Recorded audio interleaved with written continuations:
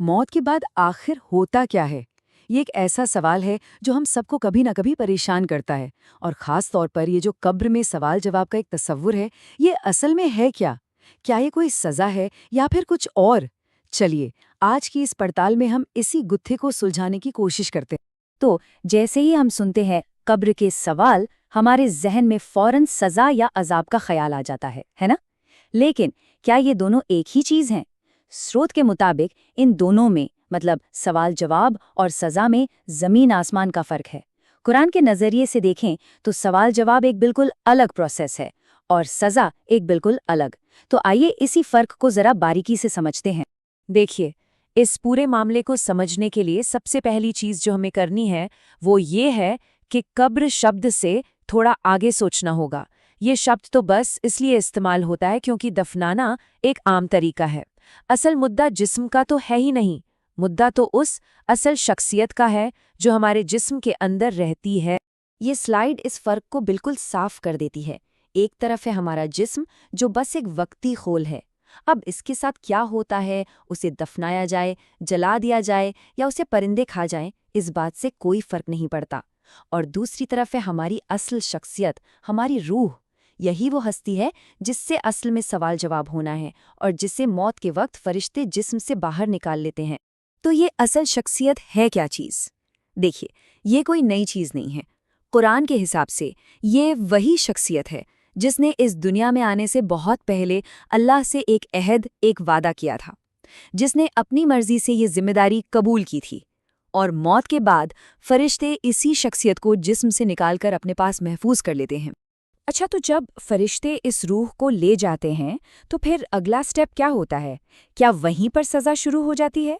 स्रोत के अनुसार ऐसा बिल्कुल नहीं है।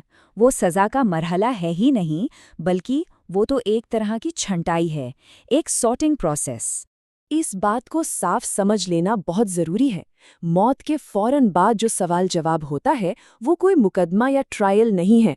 वो तो बस एक तरह का रजिस्ट्रेशन प्रोसेस है। मतलब जैसे ही रूह जिस्म से अलग होती है, उससे कुछ बुनियादी सवाल किए जाते हैं, सिर्फ ये तय करने के लिए कि इसे आगे कहाँ रखना है। ये सज़ा देने की प्रक्रिया नहीं है। इसको समझने का सबसे बेहतरीन तरीका ये है कि इसे एक इमिग्रेशन इंटरव्यू की तरह सोचा जाए। जब कोई किसी नए देश में जाता है तो वहाँ का ऑफिसर उससे सवाल पूछता है ना। अब उसका मकसद सज़ा देना नहीं होता, वो तो बस कागजात देखकर उसे सही जगह पर भेज देता है। मौत के बाद का ये जो पहला मरहला है ना, वो बिल्कुल ऐसा ही है। तो फिर इस इमिग्रेशन इंटरव्यू का नतीजा क्या निकलता है? स्रोत के मुताबिक नतीजा फौरन उसी वक्त सामने आ जाता है। पहले ही दिन हर इंसान की रूह को 3 में से किसी एक कैटेगरी में डाल दिया जाता है। तो ये 3 कैटेगरीज कौन कौन सी हैं? पहली, आला दर्जे के लोग, जैसे नबी, सिद्दीकीन या शहीद, जिन्होंने अल्लाह से किया अपना वादा, पूरी तरह निभाया। दूसरी कैटेगरी है उन लोगों की जिन्होंने हक को जानने के बावजूद उसके खिलाफ बगावत की, जैसे फिरौन। और तीसरी कैटेगरी में आते हैं हम जैसे आम लोग, जिनके खाते में अच्छे और बुरे दोनों तरह के काम हैं और जिनका हिसाब होना अभी बाकी है। तो होता यह है कि इन तीनों कैटेगरीज को अलग अलग जगहों पर रख दिया जाता है और क़यामत के दिन तक, यानी फाइनल जजमेंट तक, इन सब का तजुर्बा, इन सब का एक्सपीरियंस भी एकदम अलग अलग होता है। और हर कैटेगरी का एक्सपीरियंस देखे कितना अलग है।